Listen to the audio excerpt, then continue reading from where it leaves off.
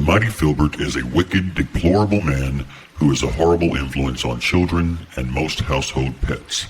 He curses like a sailor, smokes like a chimney, and has impure thoughts about anime characters.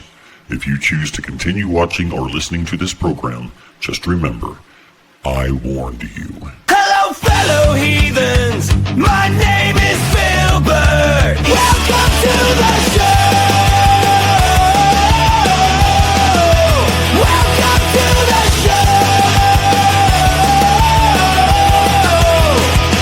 Welcome to the mighty Philbert show! It's the mighty Philbert show!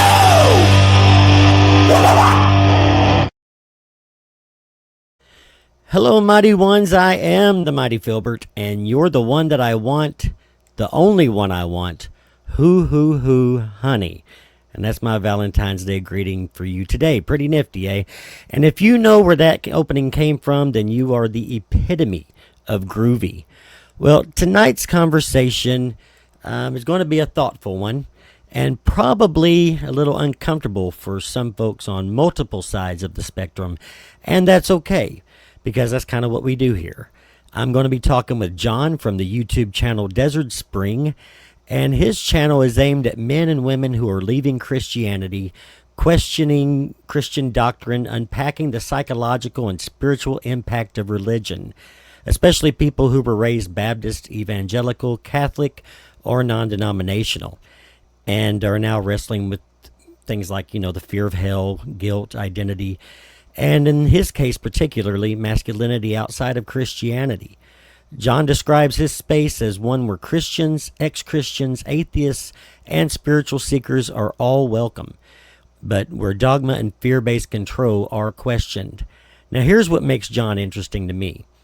He deconstructed from Christianity, but he didn't land in atheism. He still believes in God, still believes in Jesus, and now describes himself as spiritual.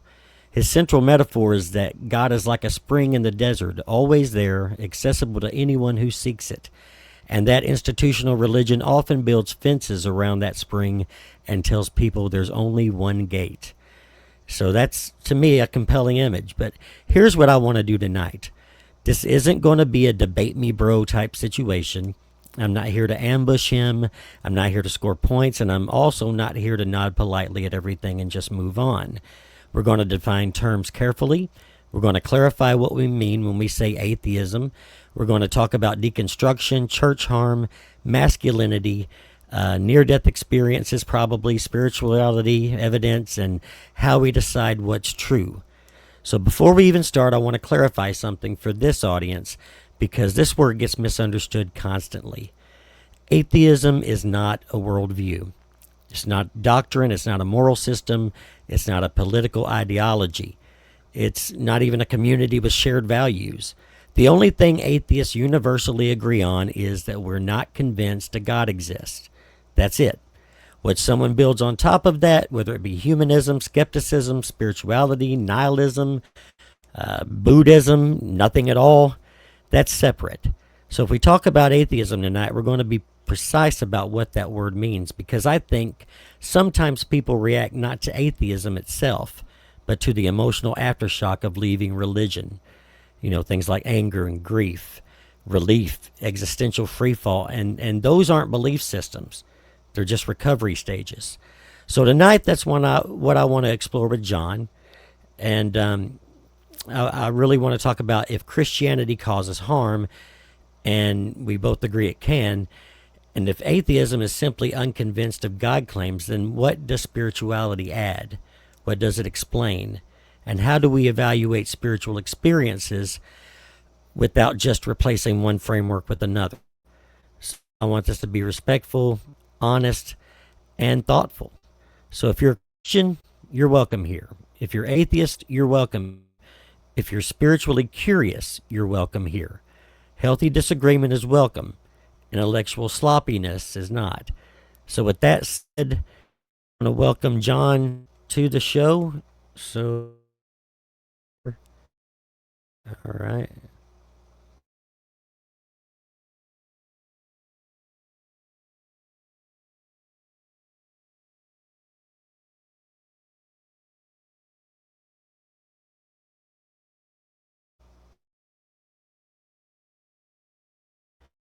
I don't know what's happening. There you There. are. Okay. Okay. All right. All Hart, right. Can you I can want you to. hear me? Okay. I can. Can you hear me? Yeah, you're loud and clear. Good deal. All Okay. right. Sounds great. I have to give you props on your intro. I love that intro. Yeah.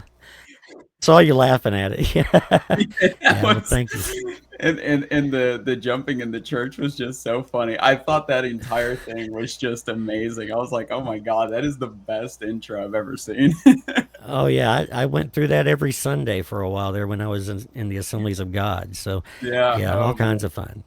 Yeah. Yeah. Well, John, let's get started. If you could just kind of tell us a little bit about yourself and your channel and what you're doing over there and what you think you're bringing to the table with that. So, Okay. So, hi, my name is John. I'm from the Desert Spring on YouTube, and I started so I grew up Baptist. I grew up Christian my entire life. My parents came from a missionary family, and so my parents on my father's side were missionaries to Panama, and when they moved back to the States, they started a tract ministry down in South Texas, and they exported tracts to basically every country on the planet. And on my mother's side, they were raised Catholic. They weren't as involved with ministry, but they grew up Catholic. And so, skeptic philosophy, haven't been seeing some of the videos as of late. Really quick, just on that, I made a video, and I was baffled by how much editing it takes to get a video out. And so this entire week has been spent editing one single video. It's been crazy. But yeah, so I grew up very, very much Christian. We ended up landing in a fundamentalist, literalist Baptist church by the time I was 6 years old. And that's basically where we stayed the remainder of the time. Growing up in that, of course, everything that you see, you assume is normal, especially when you're growing up in that environment. And so I saw just a lot of pain, a lot of hurt, a lot of forcing people to stay in relationships that don't serve them, forcing people to stay in thought forms that don't serve them, gaslighting people on the reality of their financial situations, telling them that God is going to bail them out, and all sorts of crazy things. And I was right there with them. After I became an adult, I got married relatively early, but pretty standard for Christians. I got married at around 20 years old, and I got divorced at 24 years old, 25 years old, something like that. I went through my divorce process was very much tied to religion. At the time, I was going to college. I was studying biomedical science, minored in chemistry, and throughout that process, I was becoming rather atheistic just because I was studying a lot of anthropology and things like that. And so at a certain point, I decided that, okay, you know what? It's pretty clear that God just doesn't exist. And so I'm not going to bother with this idea that God exists. And so from there, I would say for the next couple of years, I became relatively atheistic. And it bothered my spouse a little bit, but I was still going to church every Sunday, kind of honoring the tradition, if you would, which Christianity, for the most part, that's their whole focus, is just honoring tradition.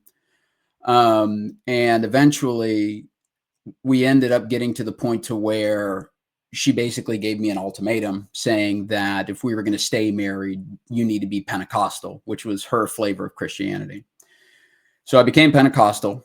And at that point, I don't really know mentally what I was going through because I was kind of struggling with the idea that God existed. But at the same time, I found myself in a commitment to a person, you know, with a vow to this imaginary being that we were going to, you know, stay together forever and ever and ever and ever until death do us part. And so the divorce process was extremely hard on me. I got extremely depressed. I ended up attempting suicide, had a lot of suicidal ideation. I was working EMS down in South Texas and during COVID-19. And just all the mental stuff, it was just a bit much for me to handle. And so that's whenever I had started researching near-death experiences. And my only hope in researching near-death experiences at the time was that I wasn't going to go to hell, because I was so afraid of hell that I didn't want to end up, going through with the act and then end up in, out of a frying pan into the fire type of situation. So from there, I deconstructed and I started walking away from Christianity. But I was so afraid of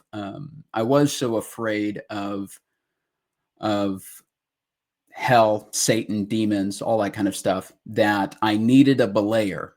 For those who are not known in the climbing industry, climbing sports, things like that, a belayer is the person that you tie your rope to as you go do some dangerous, stupid stuff. And in the event that you fall, you have somebody there to catch you. And so at the time, I was very much scared. And so I had prayed, God, be my belayer. I'm going to walk where I feel is comfortable. Lead me where you want to go. But you need to keep me in this entire process as I walk away from Christianity. That's where I was at. And things were brought to me, things happened to me, situations happened to me. I got scared, ran back multiple times. And so for a while I was ping-ponging back and forth from going to church to, I just wanted to feel safe.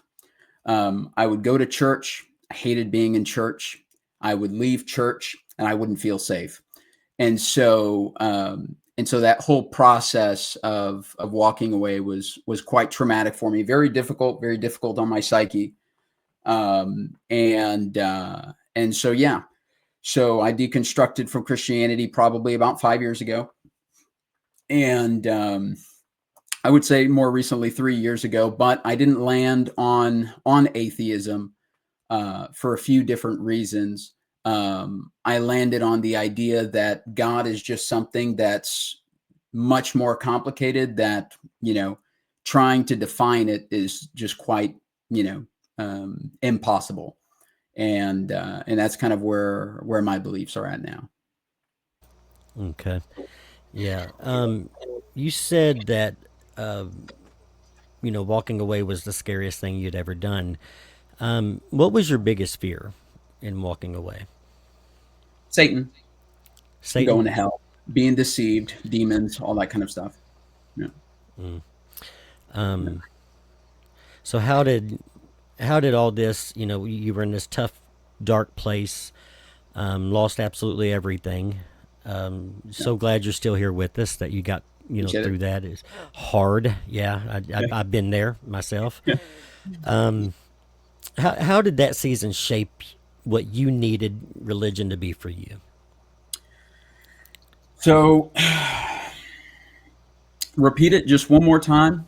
Just repeat that question. Just how did that season shape what you needed religion to be for you, or spirituality, or however you classify that?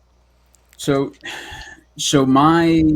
my fear of hell was very intense, extremely intense, to the point to where I would go to bed with an open Bible. And the only reason for that is because my dreams in general, I would get a lot of hypnagogic hallucinations, hallucinations that you get right before you go to sleep when your brain is kind of in that transitioning state. Right. And in those hypnagogic hallucinations, I would get these really intense demonic screams, and I would have these really, really demonic dreams.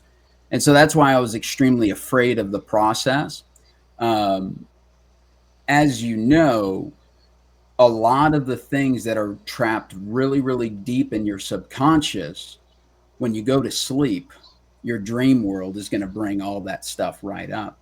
And so because I had such a massive, deep fear of being led away by Satan and demons and all that kind of stuff, whenever I would go to sleep at night, I would have these really, really intense dreams, which only served to scare me even more.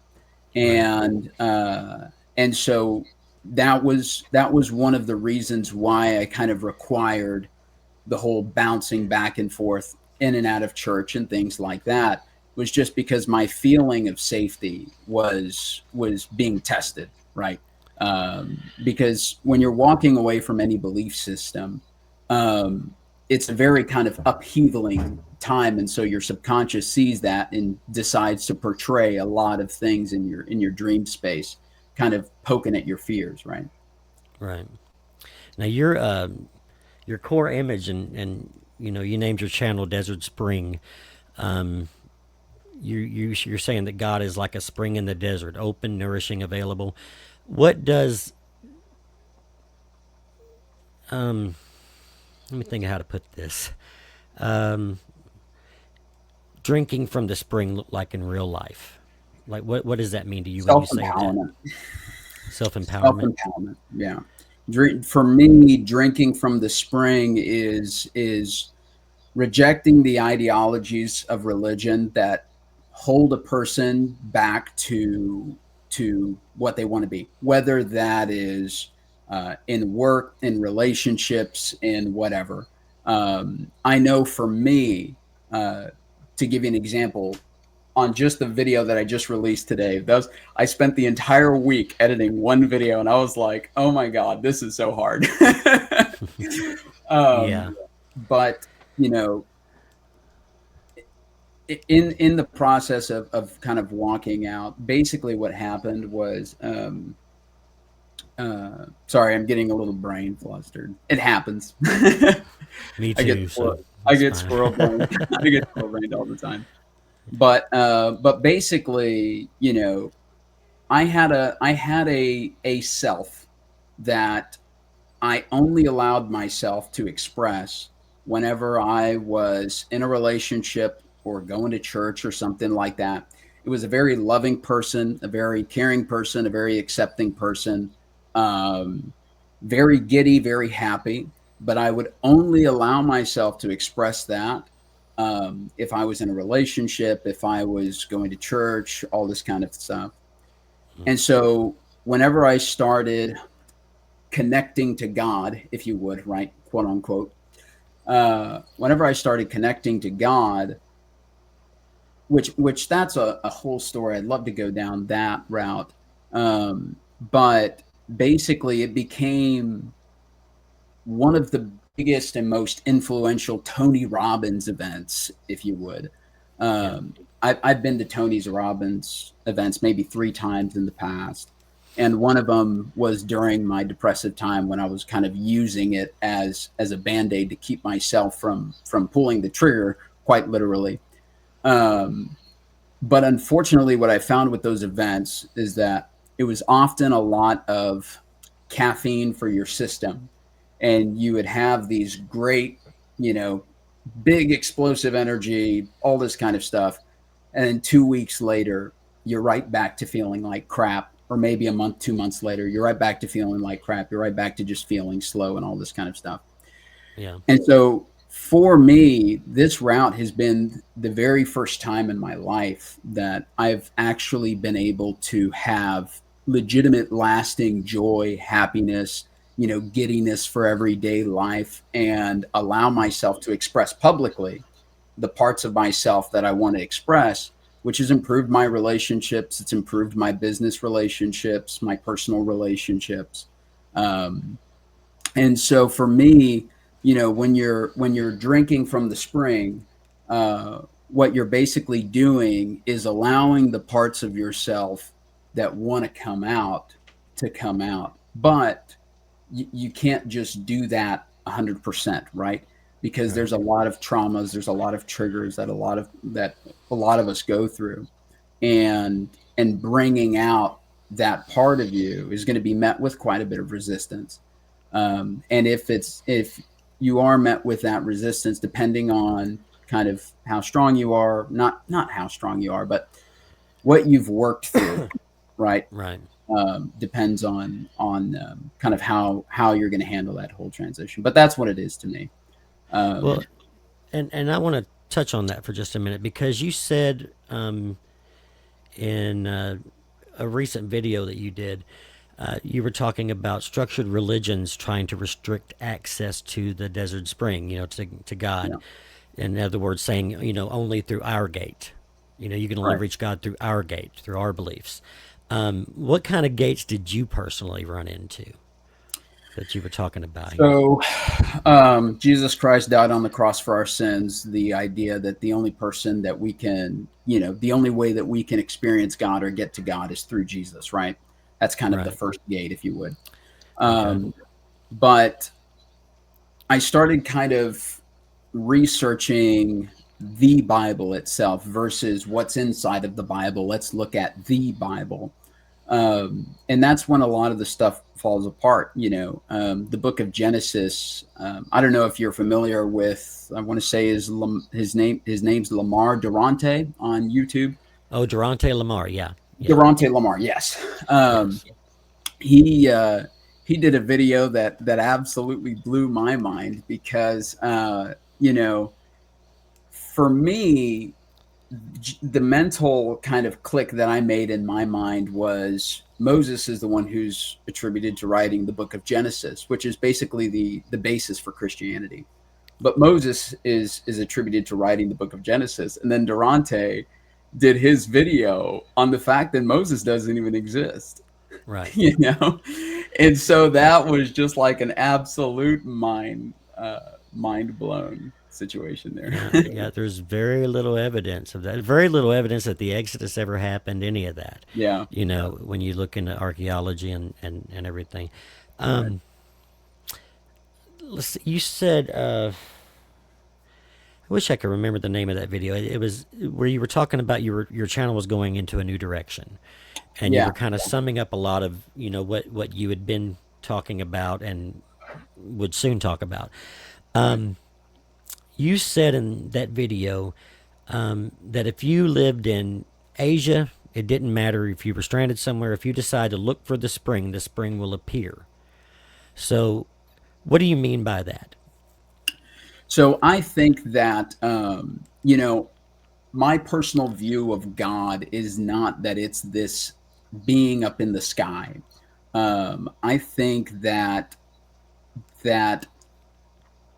first of all, I think it's also too complicated to understand.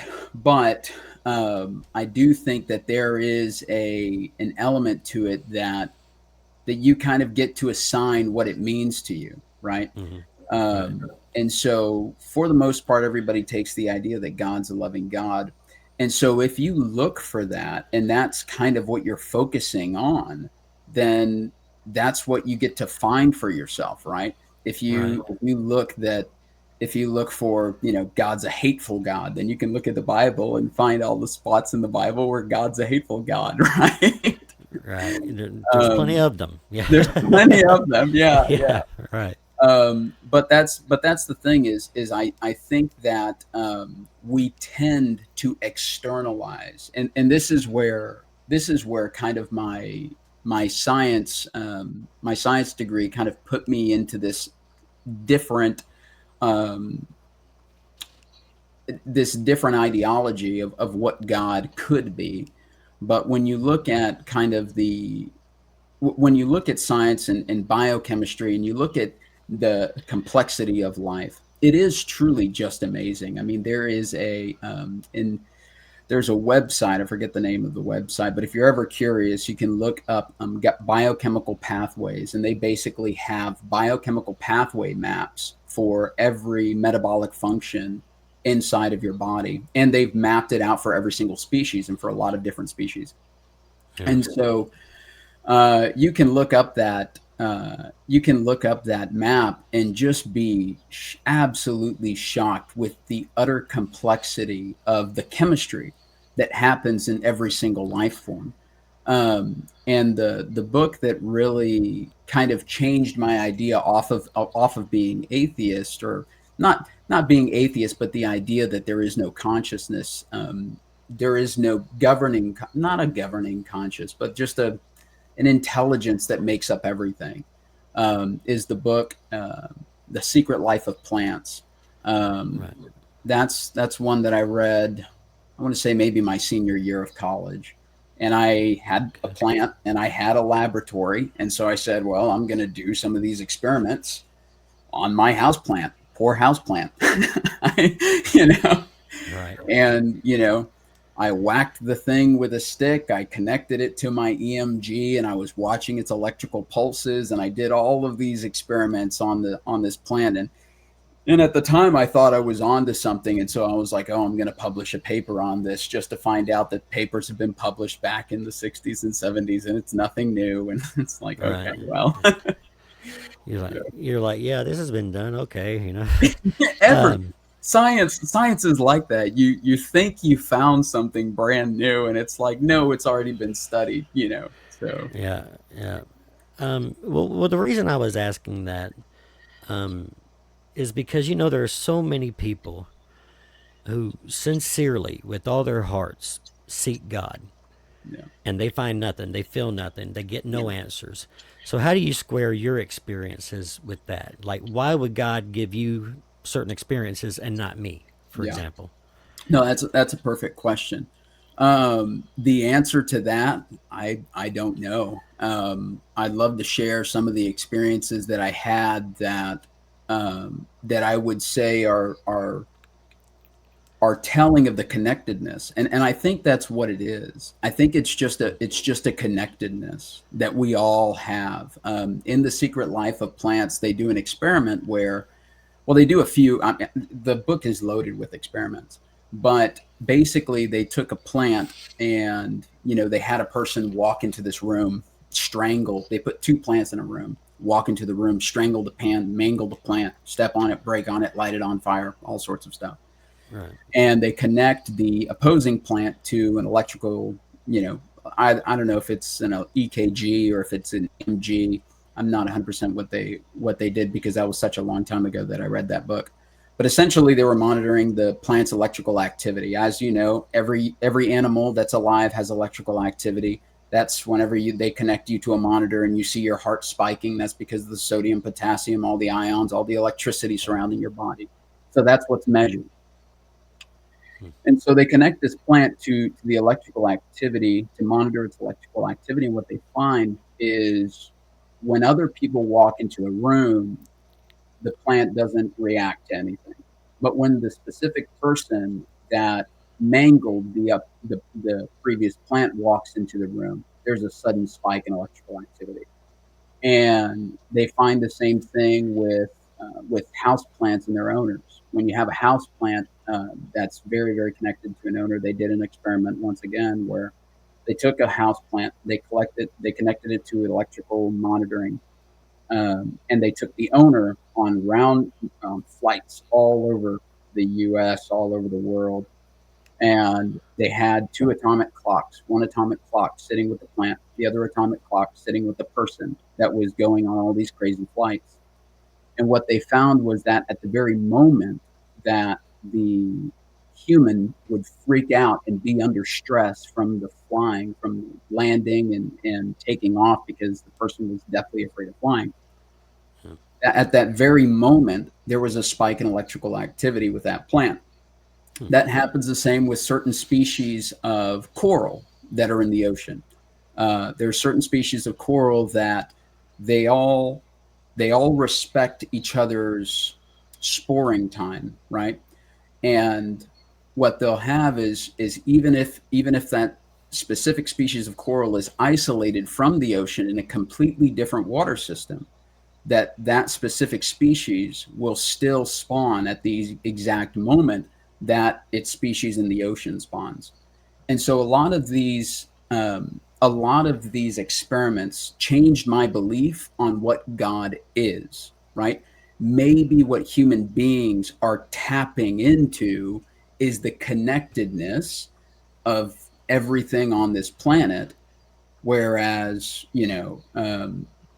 religion externalizes that. And so maybe it's that connectedness that can be tapped into. I'm not 100% sure, but what I'll say is, for my experiences, whenever I would ask God to show up for me, at the time I was extremely scared.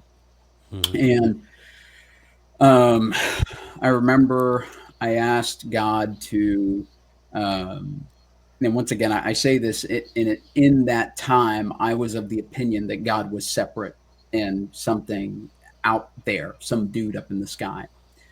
At the time, I asked God if walking away is the right thing. I was super scared. I need proof of that because I'm extremely scared, and I need somebody to comfort me. And I've Walking had away from what? Christianity. Okay, just Yeah, as the denomination. Okay. yeah, as a denomination. So not from God, but Not Christianity. not from God, but at the time I was also doubting the idea that Jesus Christ died on the cross for my sins. So it was that kind Okay. of core belief from Christianity that Jesus is God and Christianity as a whole. Okay. Um, and I remember multiple times uh, that, and this, I don't know why this happens, right?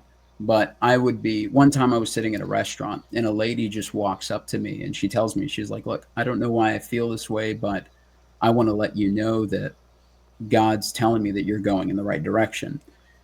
And I kind of chuckled under my breath because I was like, lady, if I told you the direction I'm going into, you would not be telling me I'm going in the right direction, right? Right. Um, I had Yeah, that that would. experience. Yeah, exactly. It's like that Jesus Yeah. didn't die on the cross for my sins, and that there's, Christianity's Right. a freaking controlled space. Yeah. Um, there was that situation. I had another situation where I was in Alaska. I had moved from Texas to Alaska because I had decided that it was too dangerous for me in my mental space. It was too dangerous for me to stay in Texas, and I had to go. I had to leave, and so I moved to Alaska. And That's while I was quite a there, move. it, at the time, there was so much. I had just gone through a stupid amount of trauma. I my family, I don't even know how they were considering themselves Christian. My mom, bless my sister's heart, really. My mom, I grew up with my mom absolutely hating my sister and smashing her head into concrete walls, beating her, throwing her all over the place, just absolutely, dehumanizing a person while wearing a fake smile every Sunday and praying for people and all this, Mm, laying hands on people and stuff, going yeah. home to beat their daughter. Um, That's not what was meant by laying on of hands. Yeah. You know, yeah, people that's got that wrong. Yeah. yeah. It's like, in the Bible it says, that foolishness is bound in the heart of a child, but the Yeah. rod of correction will drive it far from him. And my mom firmly believed that. She beat the hell out of me constantly. No, Hmm. but you know what I mean. Yeah. It's just, yeah. The Yeah. Bible encourages that. Yeah. For people who don't, maybe they don't have the right leadership or the right, way to construct things in their head.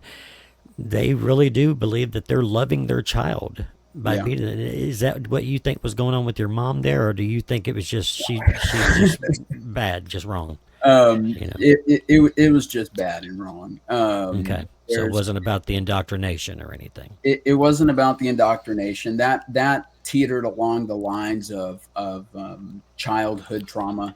Yeah. My mom was also severely abused by her mother growing up, who's Catholic, Mm, but just insanely humiliated, public humiliation, yeah. abused. And so you have a lot of unsettled anger, a lot of unsettled emotional trauma that you just try to pray away. Jesus, take away my rage. If you don't sit down with it and process it and actually, seek a therapist or whatever, that Jesus is not going to magically come and change your personality, right? It takes work. Now And so, I saw the interview you did with your sister, and boy, my heart just went out to her. That must have been a really hard interview to get through yeah, for for her, you. yeah, yeah. Yeah. Did you ever, like, during those times, just ask God, why are you letting this happen? Why aren't you putting a stop to this? Yeah. During that time, I thought it was right, you know. I grew up Christian, and they were not sparing the rod. Right. And you know, my sister, we saw her as a disobedient child, right? And so that was the reason why all of this intense punishment took place, was because she was a disobedient child. But when you look what was asked of her versus what was asked of the rest of us in the family, you know, Right. she had a bar that was set 10 times higher than my other siblings. And it was just very, very clear, even to this day, that my mom just has a lot of hatred and rage for my sister. Goodness. Very, very often calls my sister the devil and things like that. And she's had, you know, days where they try to bring the church over and pray the demons outside of my sister and all this kind of stuff, where, you know, the demon Yeah. is the one looking in the mirror, you know? Right. So, Yeah. but But yeah, it's just, I don't know, because you were saying a while ago that you know, how you were separating God from the God of the Bible, yeah.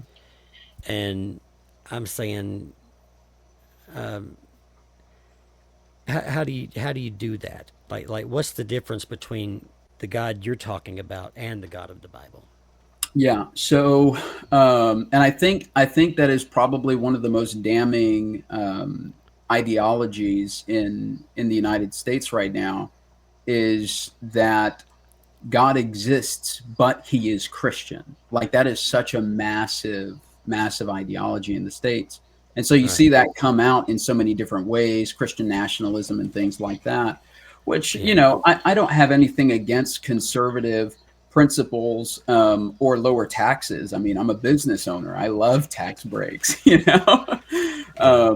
But at the same time, there's a lot of, obviously, you know, women's rights, things like that, that are being stripped away, and it's just kind of sad to see. But you know, I always come down to my time peering into a microscope and looking at my own body doing its thing under the microscopes. Whenever I was going through my undergrad, I was an absolute nerd, an absolute nerd. I had my own laboratory set in my apartment, and Yeah. my ex-wife hated it, and I didn't care. You know, Yeah. so there's a couple of biohazardous situations that we ran into, accidentally curated by me, but you know, I just took a sample of myself, you know, cut off a piece of you, whatever, throw it under the microscope, and just observe what happens. And it's always shocking to see the white blood cells hunt the bacteria. And it makes you wonder, because you see how intelligently these white blood cells um, interact when they're searching for bacteria. You'll see them go off in one direction, stop, send out a probe. Oh no, it's over there. Go off in that direction, and they'll literally go into this, you know, animalistic style predator and prey chase when they're hunting for bacteria.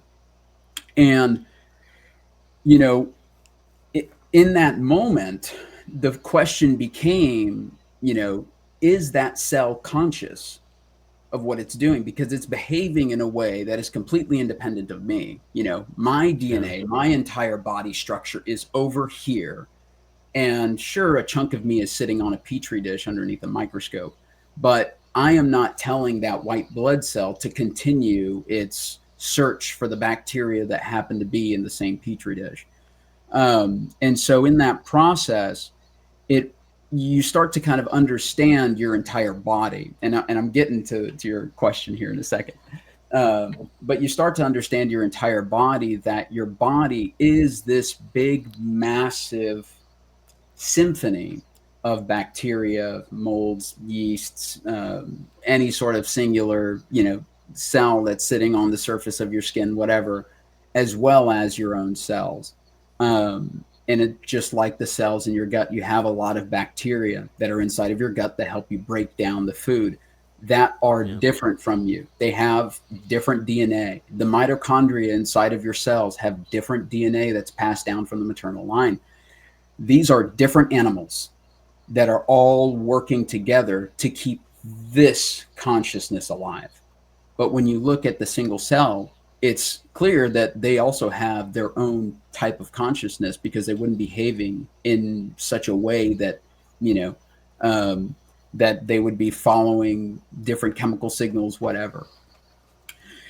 And so whenever I saw that, the thought popped into my head that maybe that's what the planet, the universe, the galaxy is. Maybe we are just these single cells running around, causing havoc, doing whatever it is that we want to do, whereas the entire whole is this thing that we call God, but yet don't yet understand. And, when you look at humans, it's very obvious that we're a part of nature. When you look at the anthropology of humans, we're a part of nature, right? Personally, it's not my belief that we're the only ones in the universe.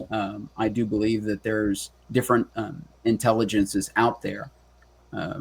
We had my ex-wife and I had an experience where we were driving to San Antonio from Corpus Christi. So, yeah. And we were doing it for an anniversary, something like that. And on the drive, we were just driving down the road, and we were kind of passing this like cornfield. There was a tree line kind of like way off into the distance, and it was coming around dusk, clear skies, no kind of inclement weather, nothing like that.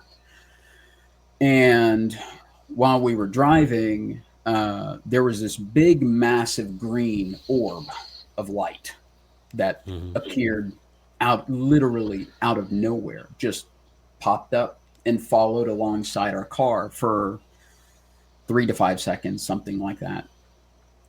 And eventually it shot off across the cornfield, but the ball didn't go up into the air, didn't dive down into the ground. It collapsed into nothing.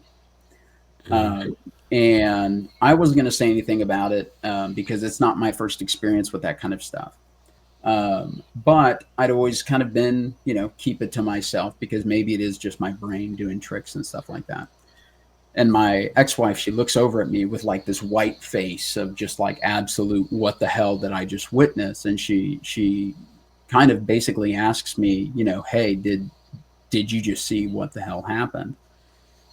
And so that's kind of the moment where I thought to myself, okay, so not everything can be explained completely by the physical, what we understand in physics, because a big massive ball of light that pops up beside your car, matches your speed for 3 to 5 seconds, and then disappears into the very fabric of physics that we know, is just not possible. Well, but see, why the thing is, though, this brings me back to the original point. These are personal experiences that you've had, right? That are not documented. Right. We have to take your word for it. And I'm not trying to be rude or anything. I'm just saying No, that's I the agree. reality. And for so many of us, we don't have those experiences. We have nothing. So it's like, does that mean God loves you more than he loves us? Right. I mean, that's what I'm trying to get to here. No, yeah. And I agree with that. And I 100% support that kind of idea that, it is just my story. And what I would say is that I don't necessarily know if it's a matter of exposure or a matter of openness or whatever. I'm not sure, I know I've had days where, like when I was in Alaska, I told God one more time, right? Speaking out into nothingness, saying, if you want me to focus on this whole spiritual crap, if you want me to focus on actually trying to figure out what I believe versus occasionally watching videos on YouTube, Right. I need money, and I need to make it happen. Like, I need money so I can have time to focus on this. And I needed to start my own business, because I have a business model that I've had for the past 10 years that's very reliable. It works very well. but it takes Yeah. about $7,000 to start up, around $5,000 to start up, something like that. At the time, I had nothing. And 2 days later, I'm just casually talking to a Catholic lady, and I'm doing a repair on her house, and I'm casually talking to her, and I'm not bringing up the fact that I'm trying to open my business. I'm not bringing up the fact that I'm looking for money and none of that kind of stuff. Um, Yeah. we were talking to her. I was talking to her. I was telling her that I'm a business owner, and I used to have businesses in Texas, and I hadn't yet opened a business in Alaska. And she asks me if she needs me to, if she wants me to write a check out, that she could give me $10,000 for funds to start my business. Now, that could be coincidence, sure. I'm not opposed to that idea, but I think it is odd. I ended up calling her back, and the $10,000 turned into $6,000 and all that kind of stuff. But it was still kind of uncanny timing. Um, but I also know people who say that they've kind of screamed out to the void and have heard nothing, right? Yeah. And Yeah. I tell people about kind of the experiences I've had, and when they've tried or asked for those experiences, they get nothing. And so that's why I say that I don't 100% understand, Yeah. but I also don't necessarily think that it's something that you have to, you know, at that point in time, I did believe that God was something way out, some being way out in the universe. Whereas now I think it's just a matter of kind of the interconnectedness of everything. So Um, you don't see God as like a divine being. You see that as something that connects everybody, like an energy. Is right, that what you're saying? right. Yeah. I Yeah. I see it now more as this kind of, because when you look at the atomic level at a human being, first of all, staring at a cell underneath the microscope, watching it do its thing is a crazy experience, first of all. But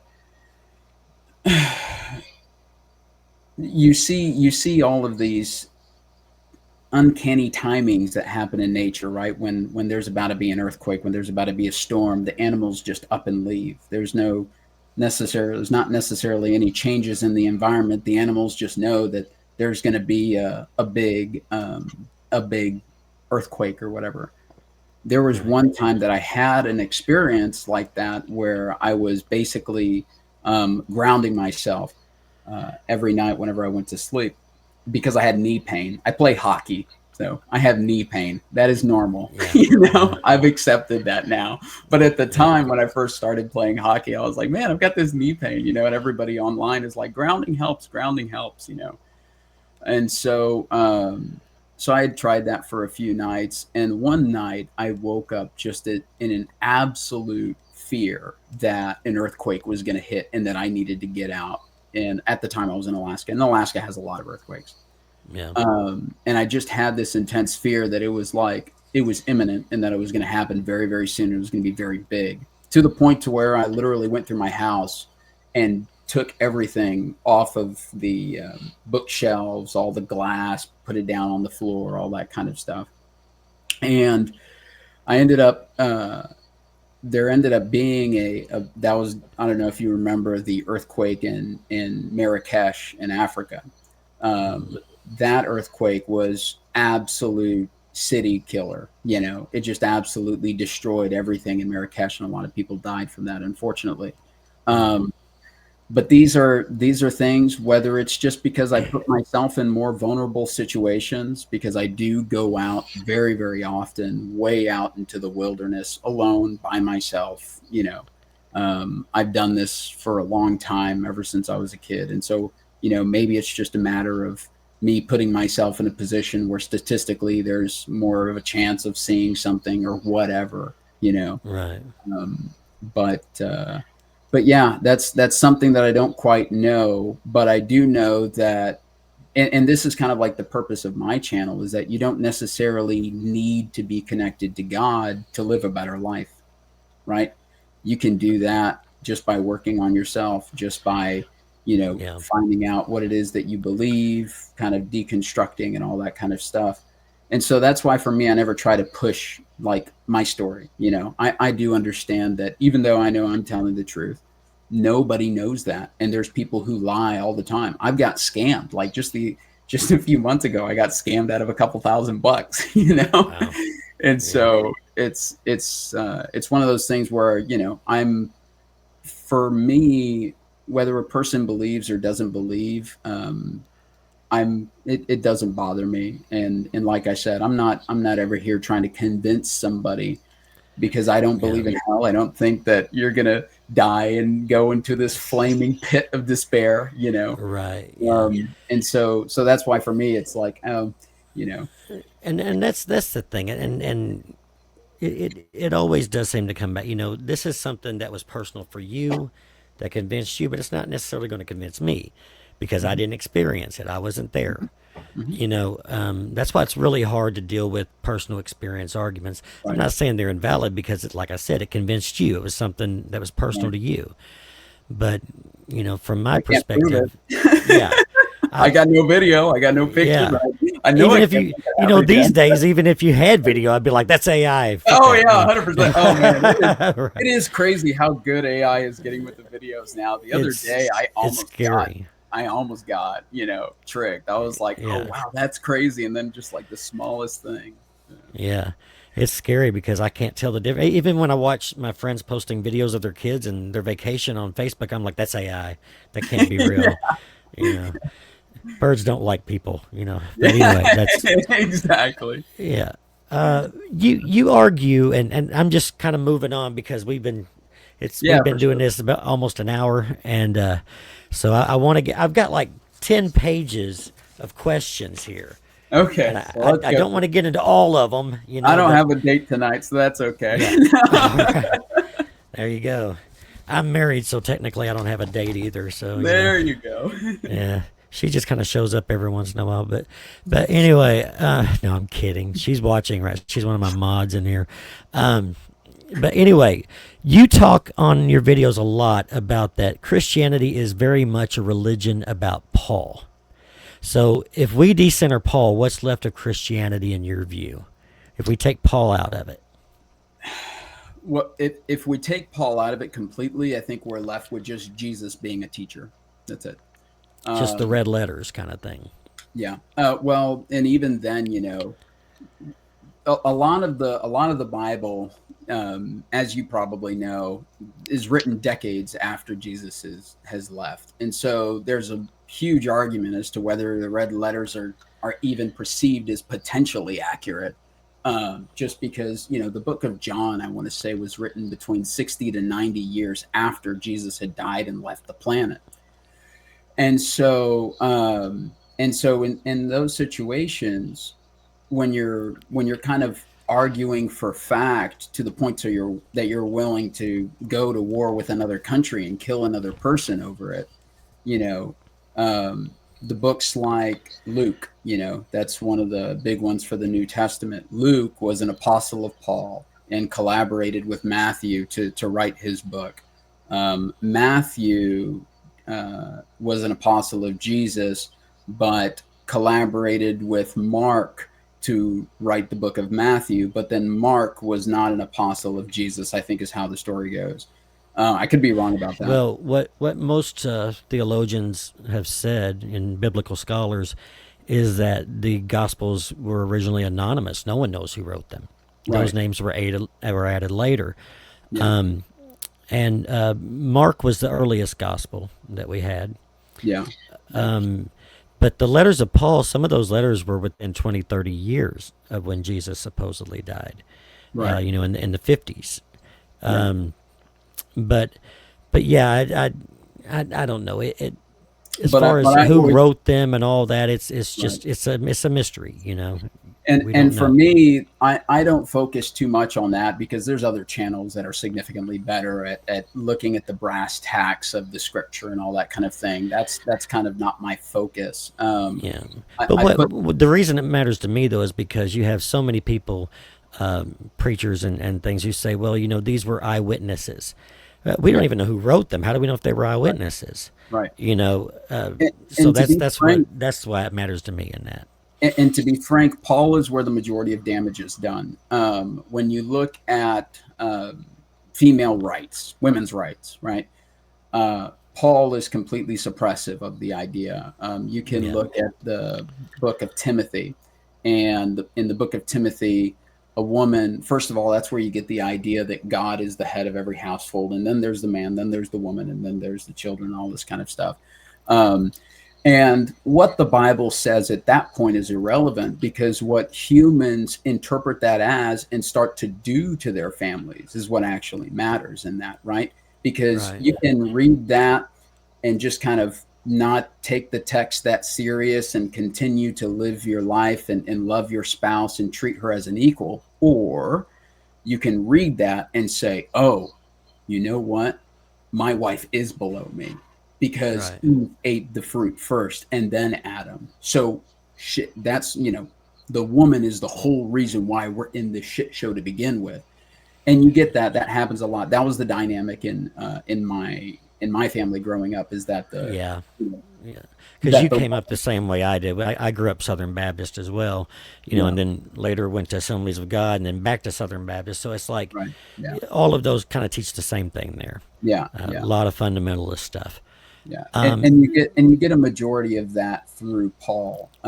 There's an idea in spirituality that I've kind of gravitated toward, is the idea of oneness.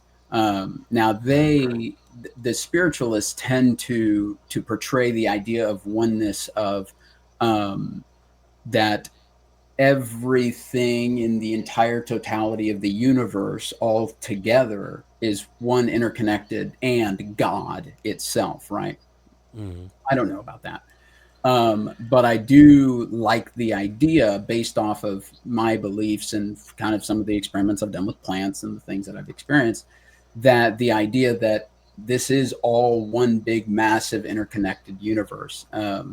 The double slit experiment, I know a lot of people like to kind of throw rocks at the idea whenever whenever a spiritualist person takes the double slit experiment and then says, and that's why I deserve $1 million, Yeah, right, it's right.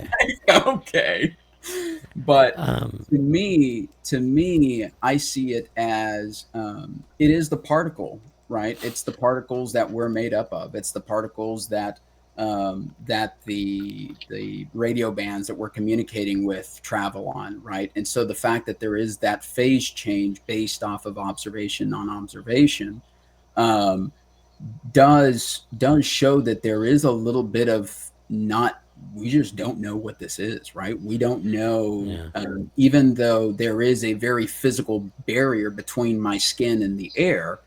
When you go down and continue to zoom in, zoom in, zoom in, zoom in, you eventually get to a point to where there is no boundary between me and the air, right? And because you have that difference in observation or a difference of expression based off of observation, because that happens at the particle level, that means that in a way that also happens at the human level, because we're just these massive condensations of these subatomic particles, right? Now, that doesn't mean I could just disappear. Trust me, I'd love to. yeah. Oh But yeah. but What? sorry, go ahead. No, I was just going to say what really interested me though, because like as I'm trying to, I promise you I wouldn't keep you, you Oh, know, I don't too mind. I don't long. mind the time. Yeah.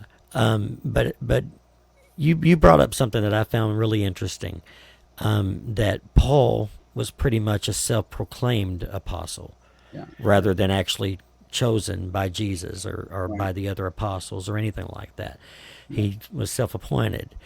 Um, and I love the way you talked about it because I agree with you on that. Could you just kind of tell everybody what you meant by that? So, if you look in the Bible, there is no place where Paul has spent a significant amount of time with Jesus. And that is typically how we get the idea of an apostle, right? Yeah, An because all we apostle, really have is the Damascus experience, the and Damascus that experience, that could have which been a is, seizure or which who knows what, you know? but it could have been the same as mine, right? There's this light Right. that appears and then it disappeared, and he has decided for himself that it meant all of these extra things, right?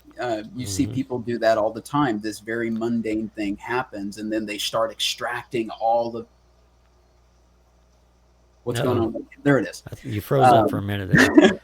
But go but ahead. Go ahead. these very average things happen, and people reach really, really deep to extract these magnificent meanings out of just something that happened.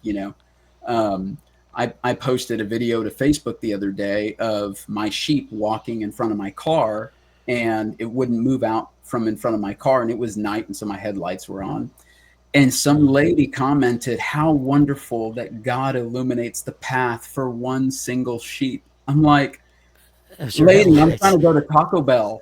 You know? Like, this is not God illuminating the path Oh for one man. sheep. This is a fucking sheep that's in my way, and I'm about to run it over.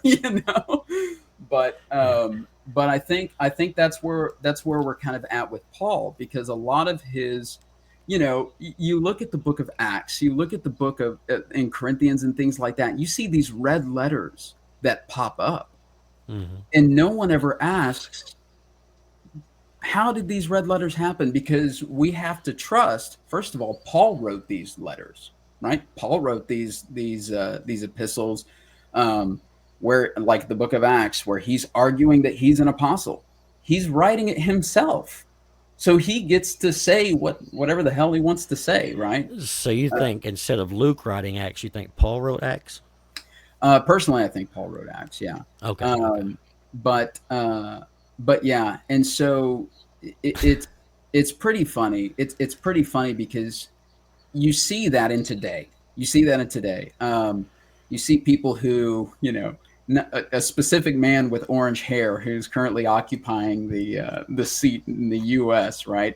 Where he just Yeah. comes up with these kind of grandiose claims of, "Oh yeah, I did this. I spoke with this person. Everything's great. Everything's fine." All this kind of stuff. Now we have an entire society that kind of sees, that can fact check things, that can kind of see the opposite. But in Paul's day, there was no fact checking. There was no internet to do the research and all that kind of stuff. And so all we have in the Bible is Paul's perspective on how everything happens. And so the light appearing to Paul at Damascus, did it happen? We don't know, right? Just kind of like the same thing. I just told my story of how a light appeared. You don't know if that's true or not. It's just a Right. firsthand account, right? So you can add the same questioning to Paul. Did it actually happen? Yes or no? But nobody appoints Paul as an apostle. He appoints himself. He just opens. And the way he appoints it is he just opens these letters with, "I, Paul, the apostle of Jesus," or something like that. Right. And he has spent zero time with Jesus other than a couple of milliseconds. And so if you read the rest of the Bible, all of these ideas that Paul gets from Jesus, to be frank, are just these mental thoughts coming to him, right? Yeah. Could Um, you explain what do you mean when you say red letters? Because like I know in the Gospels there's red letters where Jesus speaks, and in the Book of Revelation yeah. as well. But there's no red letters in any of the epistles of Paul. And the So what? Corinthians, yeah. So, Yeah. where Or is it? even in there are in Acts, yeah, but not Yeah. in the Acts, epistles. and yeah, there's a couple of spots. Romans is kind of another thing. Let me see. I don't want to take this way too long. Yeah. Let's see. But yeah, I mean, Romans is, to be frank, is kind of the same situation, right? I mean, Right. Jesus appeared to John in a dream, and so he's speaking these red letters, but he's not You mean actually. Revelation? Yeah. You broke up again. Uh, hopefully you'll unfreeze in a minute. But no, you said Romans, but you meant Revelation. So but I understood that. Okay. All right, can you hear me now? Did you hear what I Yeah. said? We got it back. No, I didn't hear what you said. You said Romans, but I know you were talking about Revelation, Yeah, yeah, about Jesus speaking to John. So, yeah. And here in 1 Corinthians, 11, 24, 25. Um, but this is Jesus at the Last Supper and stuff like that.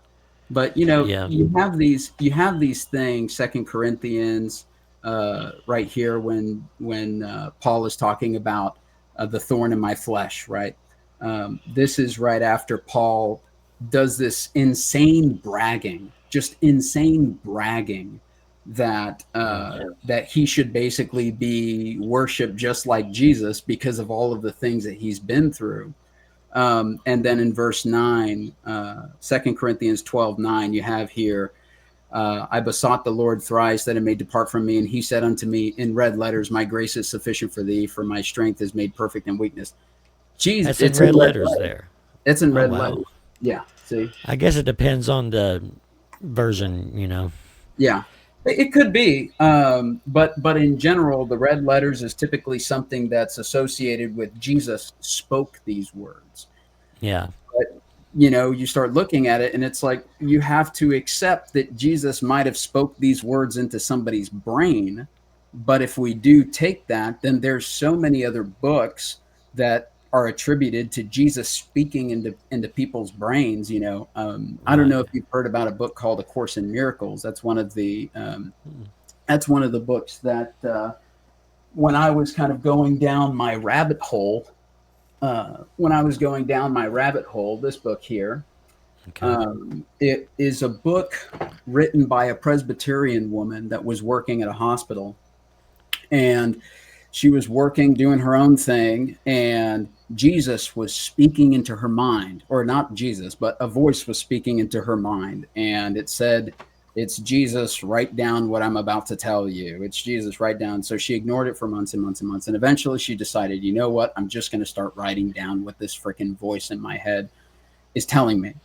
And then what comes out is this very, very small book of basically information that aligns more with what Jesus taught in the Bible, but absolutely goes against what Paul taught.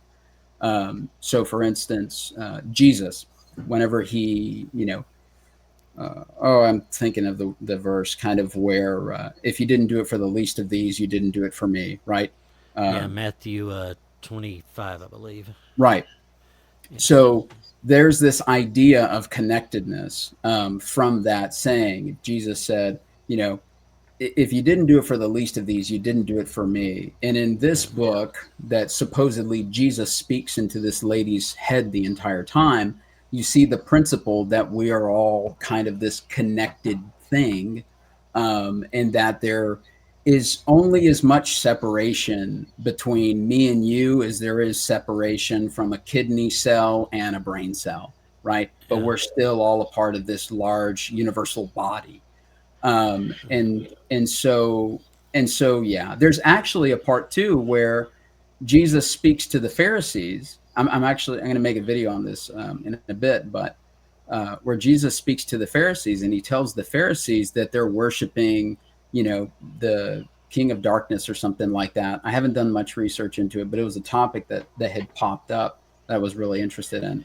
But essentially, Jesus was telling the Pharisees that they didn't know where Jesus come from, and they didn't know the God that Jesus was representing, which would completely kill Christianity, because the Pharisees were strict followers of Yahweh, And so if Jesus is saying that you don't know where I'm coming from, you don't know who I am, you don't know what my God is, then he's not talking about Yahweh there, right?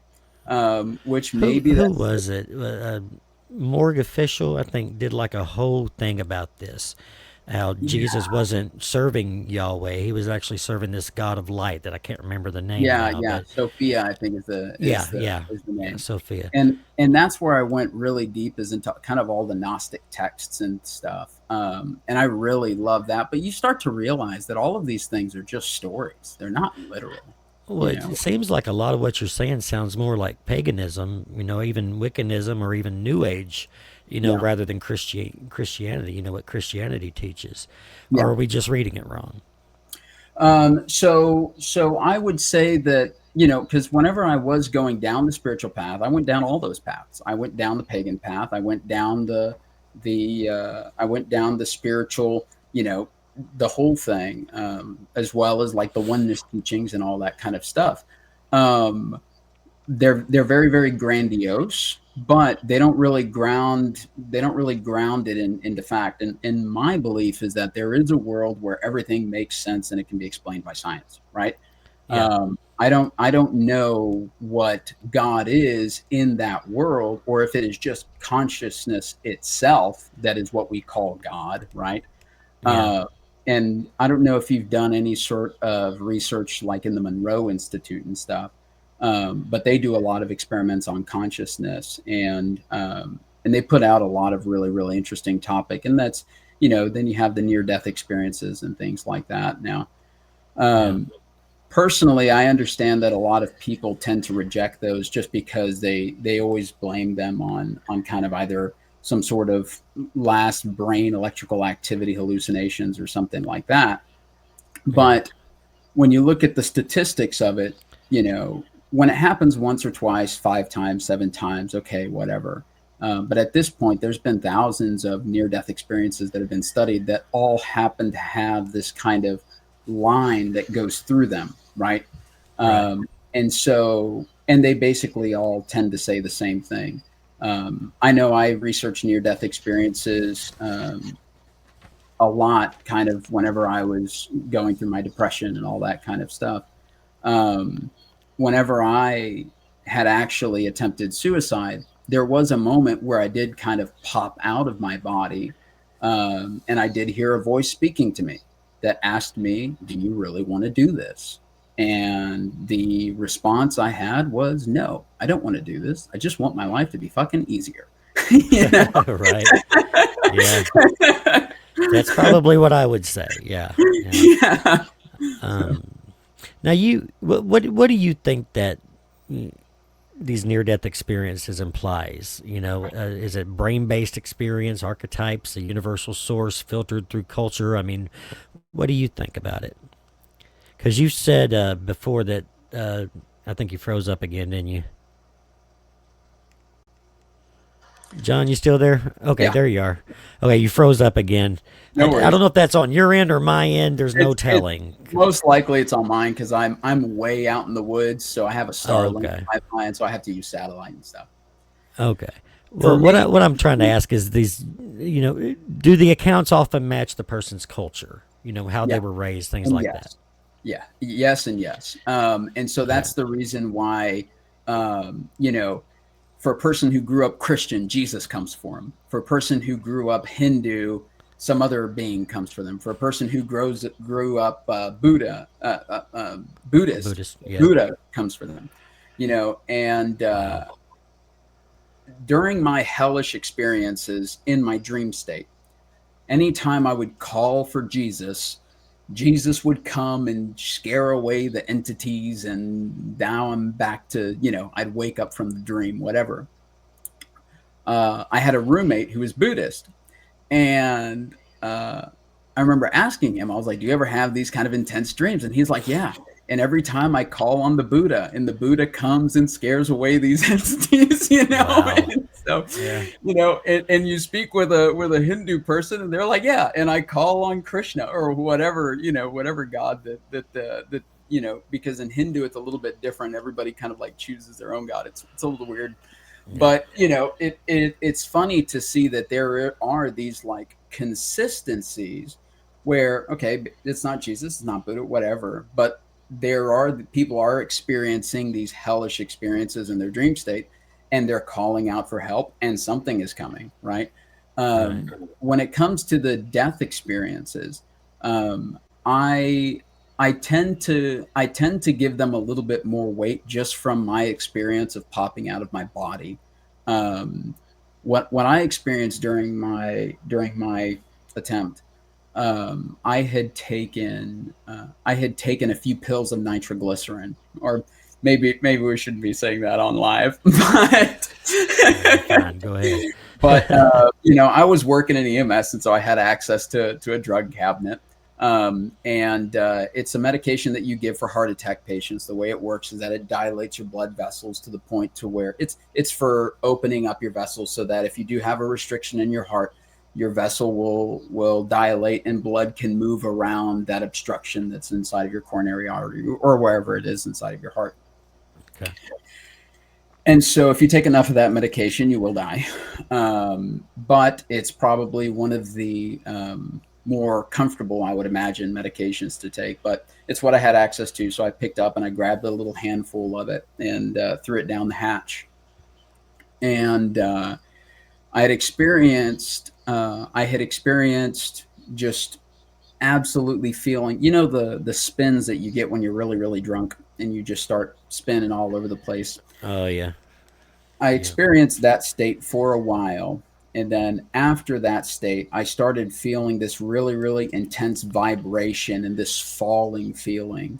And after this intense vibration, this falling feeling, then I saw this little tunnel, black tunnel with a whole bunch of white streaks. I'd say they look like stars, of just like this tube forming. And it was just like this, kind of thing. Yeah. And at a certain point, with all the vibrations, with the tube, all that is when I felt myself pop away from my body.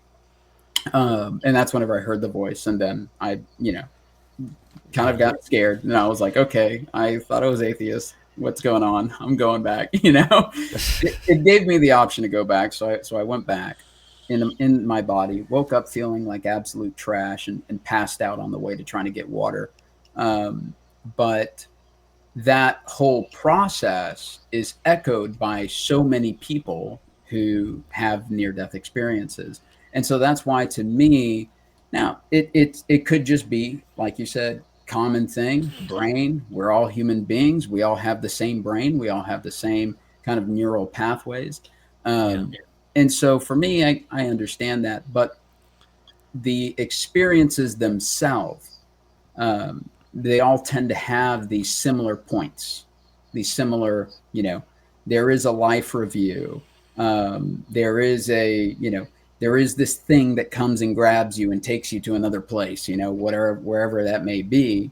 But then this life review is not a review of how you, it's not a review of of God looking at you and judging your sins, but it's a review of you looking at your own life and judging your own life. Now, my concept of time was shattered in Alaska. I had an experience where my parents had come up to visit me, and I wanted to take them up to the Arctic Circle. I'd never been up to the Arctic Circle. I lived in Anchorage. And it's quite a drive. I had gotten as far north as Fairbanks, but I was always nervous to go up to the Arctic Circle because there's no gas stations out there. There's no help out there. If you break down, you're on your own, all that kind of stuff. And so when my parents came, they wanted to go to the Arctic Circle. So I said, okay, we'll gear up for it and let's go. And so we get a car all loaded up.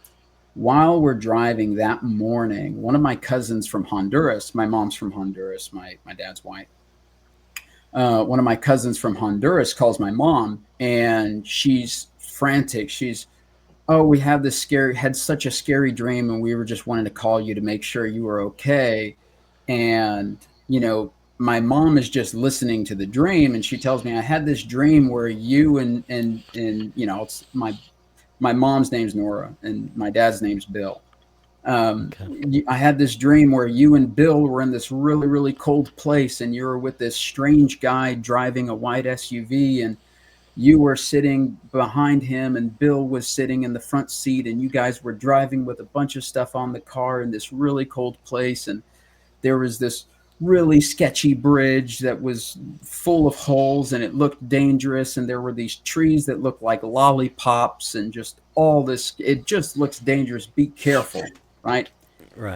And so that's when my mom, because, they're Christian and all that kind of stuff, they go, oh, what a coincidence. We do happen to be in a very cold place in the exact seating arrangement that you mentioned, driving the color, the vehicle style and the color vehicle that you had described with the gear being on top. And at that point, I didn't experience the lollipop trees or the bridge with the holes in it. So I just thought, oh, this lady's crazy. It's pretty cool that she nailed, seven bits of bits of data. But, I didn't think anything of a lollipop tree or a bridge with a bunch of holes in it. Sounds freaking crazy until we started driving. And that's where we came across this really fucking sketchy bridge that is a single lane bridge that only has tracks for your tires, and in between there's just braces, so you only have the tracks. And this is in the middle of wintertime, so the entire bridge is covered in ice. And you've got these tracks that just sit right there on the bridge, and you have to put your car right in those tracks as you drive over this bridge. It's super sketchy, but 18-wheelers do it all the time, so it's not like it's dangerous. And eventually we did get to a point to where there was enough snowfall, there had been a wind drift, perfect conditions for these trees to have these massive snow buildup over the tree. And so because in Alaska all they have is black spruce, it's a really, really skinny tree. And so with a big pile of snow on it, you could call it a lollipop tree, right? And so that's really what kind of shattered my idea of perception and brought back the idea that, maybe this is just one glorious atomic experience, right? That time itself is just not linear or something like that. But statistically speaking, she nailed 9 data points. 9 to 10 data points and just pulled them out of thin air. And, you're talking about 1 in septillion at that point or something like that. Right. And so that's the reason why I don't necessarily say that, oh, Jesus is God. I don't believe that. But I do think that there is some sort of intelligence, but I also understand that these are all personal experiences, which is why I never judge a person or, I'm telling the truth. I'm telling the truth.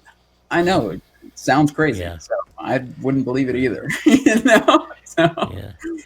Well, look, everybody, if you'll, I know a lot of you probably have questions for John, if that's okay to take some questions for you from the chat and stuff. Sure. Yeah. Yeah. So I know a lot of you probably have that. So get those ready. I'm going to take a quick break because my eyeballs are starting to float here. So let me just take a real quick break. You get your questions ready. And when I come back, I'll look at your questions. Fred, you're leaving? Okay.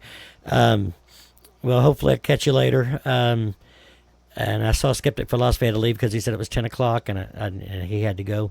But the rest of you, get your questions ready. We'll take a real quick little commercial break.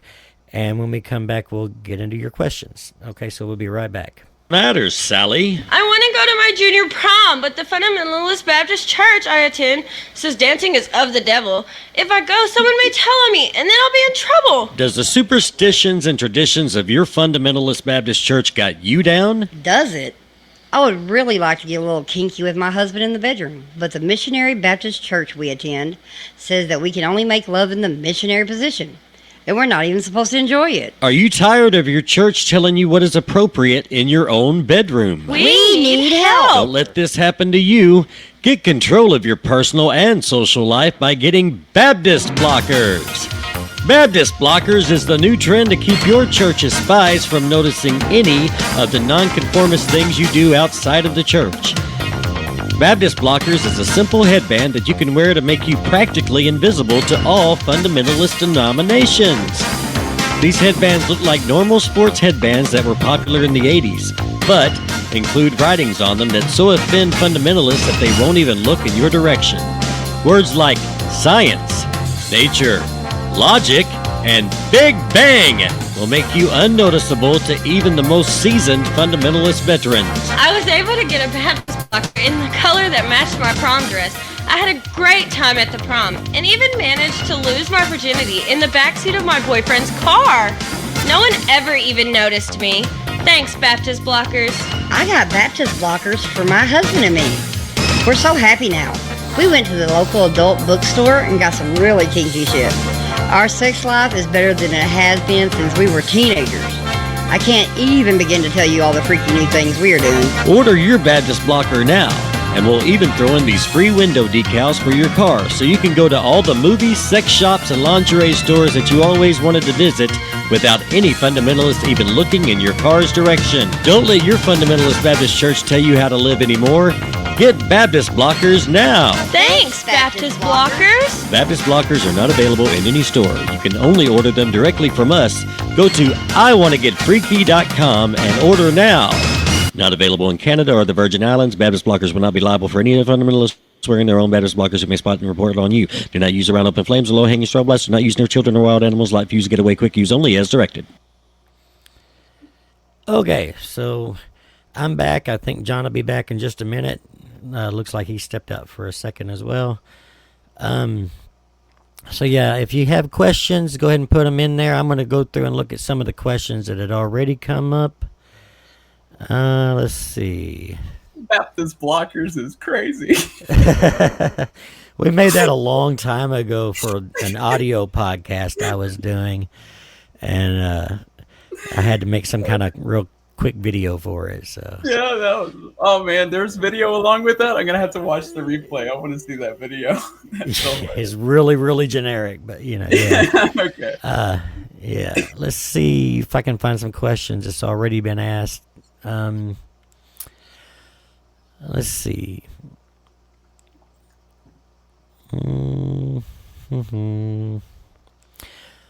Okay, Geo Sam said the fear of hell often lingers long after someone deconstructs from Christianity. And honestly, that feels like a bigger issue than debates about what Paul the Apostle did or didn't teach. What do you think about that? You agree with that? No, and that's to be quite frank, is what I want to kind of move into. The purpose of the YouTube channel is not to debate Christianity, because there's so many channels that are better at that than I am.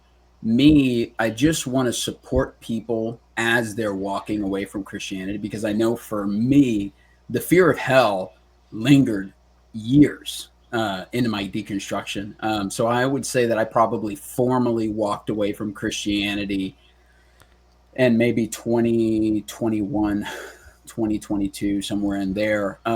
And, the fear of hell is something that's deeply ingrained and sits inside of your body for the longest time. And I didn't actually, kind of break free from it, if you would, until maybe a year ago or something like that, a year and a half ago. The truth of the matter is that your body it holds on to so much fear. If you don't believe that, you can. There's a study where they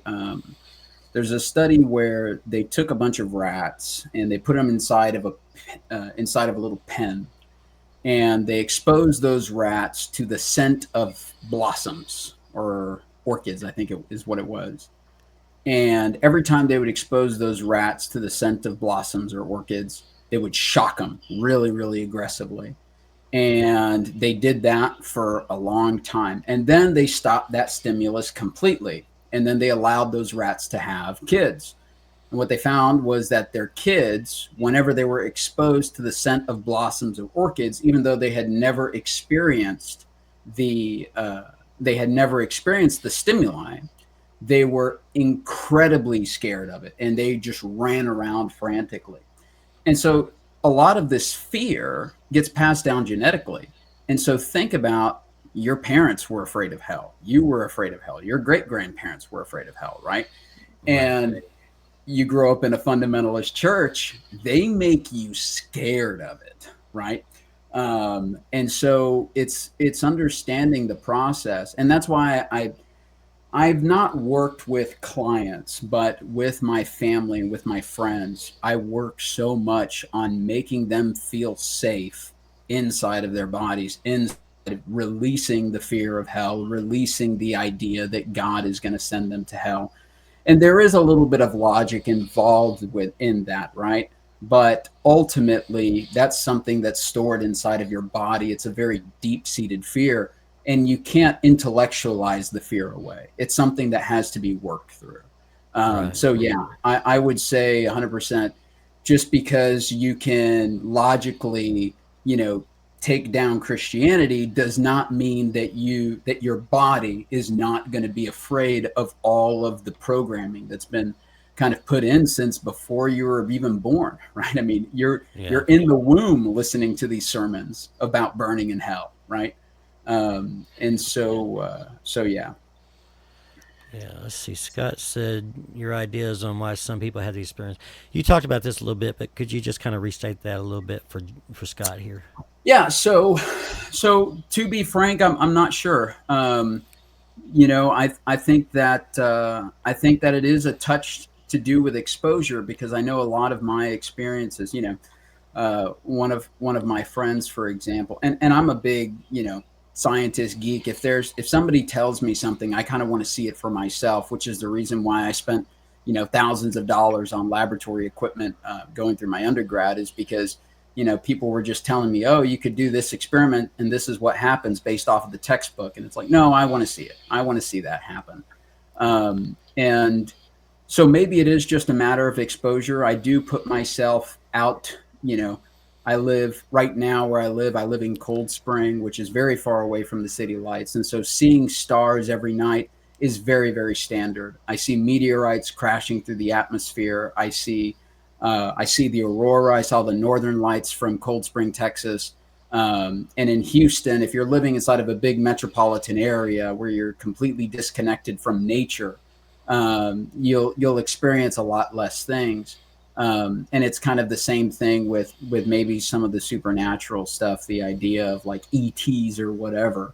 If you're staying inside of the city and you're never going out camping, then you're never gonna put yourself in a position to experience that. And I put myself in those positions all the time. I mean, I'm a big avid camper. I love camping. I'm a bit of an extremist. I like to go way out into the wilderness where there isn't anybody, and see if I can survive. That almost got me killed one time. I went out maybe 5.5 hours away from the nearest human being, out in the wilderness of Alaska, and perched up on top of a mountain peak, on top of a mountain pass, and I decided to camp there that night. And the weather turned for the worst, and I almost died. And so there is a lot of drawbacks to exposing yourself, because Mother Nature does not give a shit who you are. But I do think it is a touch of exposure, and maybe genetic. I'm not 100% sure. Okay. Adrian wanted to know, what do you think of the belief that God is in you or part of you, not an actual belief or being?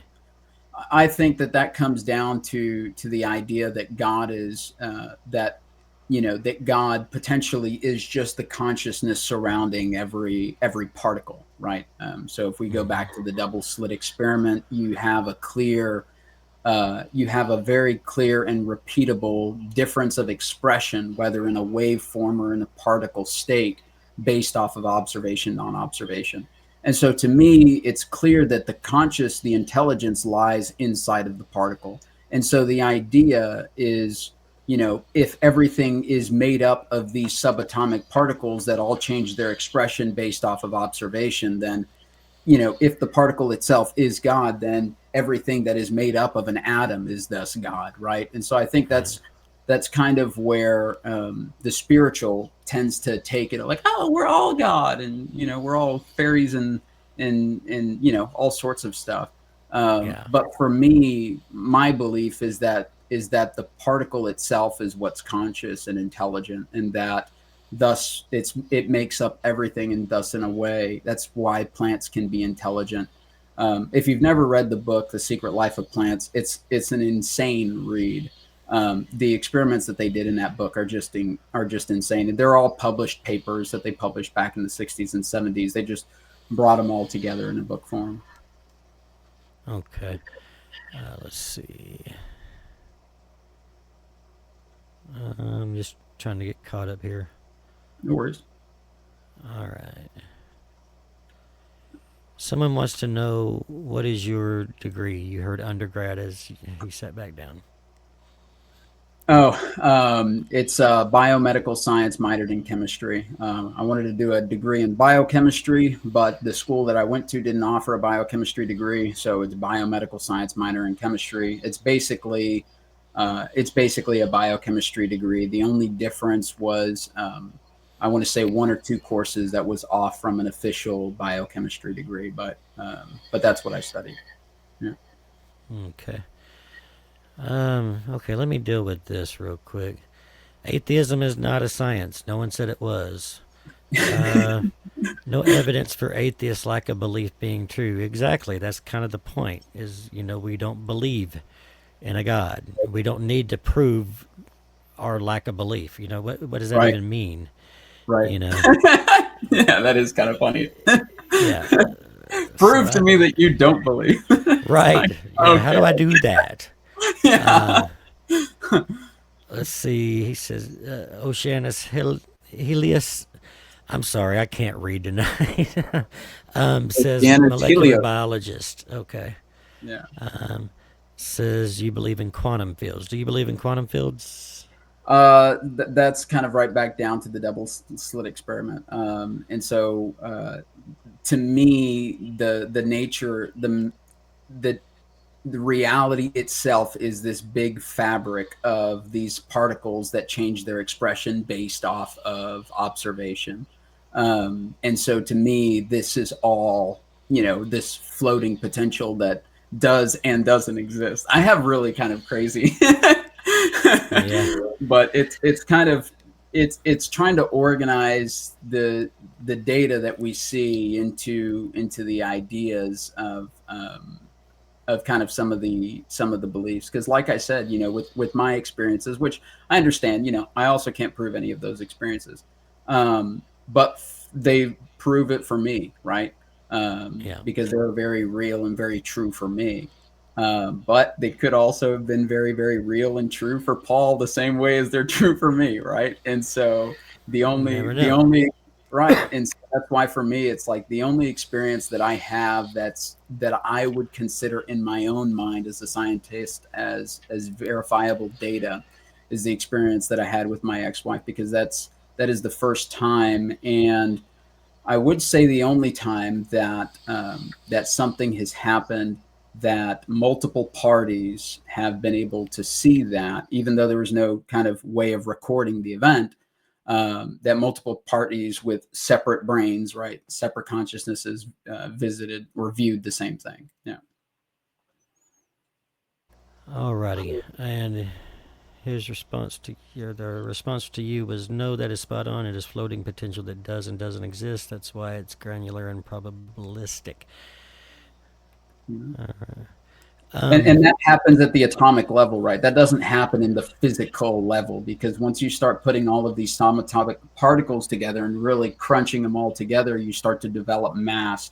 And the larger these masses, that's when you start to get into your classical physics. But when you break everything apart, even quarks, we used to think that it was, two up quarks, one down quark kind of thing. But then they took the quarks and smashed them together and found out that there's, an entire sea of quarks, an entire ocean of quarks that makes up each subatomic particle. And that's when you're just like, okay, I don't know what reality is. Well, John, I want to thank you so much for coming on tonight. And I know I kept you longer than I said I No, would. Yeah. And thank you, everybody, for showing up and for your questions. And what I usually do here is I just let you close it out. But before I do, I just want to tell everybody, remember, you don't have to be religious to do the right thing. That's kind of the thing we say every week here. And just once again, I just wanted to say thank you to you for coming on and talking to us. I do have a link to John's channel in the description of this video, so you can go check it out and hear some of the other things he has to talk about. As I said, John, I had 10 pages of questions. I didn't even get to page well, 2. we can, So if you want to, we can have multiple interviews. I don't mind this at all, but that'd be great. I'd love to get to talk to you again and get to, especially some of the stuff we were talking about with Paul and with the near-death experiences and some of the other things you mentioned. We didn't even get to even touch on the thoughts she had about masculinity, what the Yeah. Bible says, what's reality, things like that. Yeah. So, hey, Captain Desk just came in. You got here just as I'm getting ready to leave, Dave. I'm sorry. But thanks again. And like I said, everybody, until next time, just please remember, take care of yourselves, take care of each other, stay mighty. And John, I'm going to give you the last word. So if you'll just close us out. And then if you could hang out after I play the closing credits here so I could just talk to you for a minute before we, off the air. All right. Yeah. All right. So I'll just let you close it however you want to here. So I think the most important thing is in walking away from Christianity, there's a lot of deep-seated beliefs that are deeply ingrained into absolutely everything that you do. Whenever you walk away, it feels a bit like a free fall because you don't know what you believe anymore. You don't know what should be right, what isn't right. Your sense of morality gets thrown up in the air and all this kind of stuff. And for me, what I really just want to do is help a person find their power again, right? Because whether you believe, whether you don't believe, whether you decide you want to go a pagan route or whatever, none of that stuff bothers me. But what does bother me is whenever religion pushes you, keeps you inside of a marriage where you feel empty, where you're tied to a spouse that you don't want to be married to anymore. And the only reason why you're there is because you made this vow to an imaginary guy in the sky who's going to put you in a burning hell if you break that vow.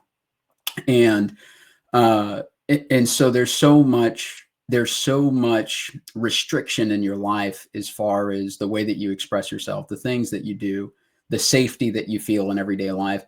And to me, that's what I'm focusing on. That's what I want to do, is to be able to support a person and help a person walk away from Christianity and feel safe in doing it. Because, kind of like one of the people mentioned, one of your viewers had mentioned, just because you intellectualize hell doesn't exist doesn't mean that the fear is gone, right?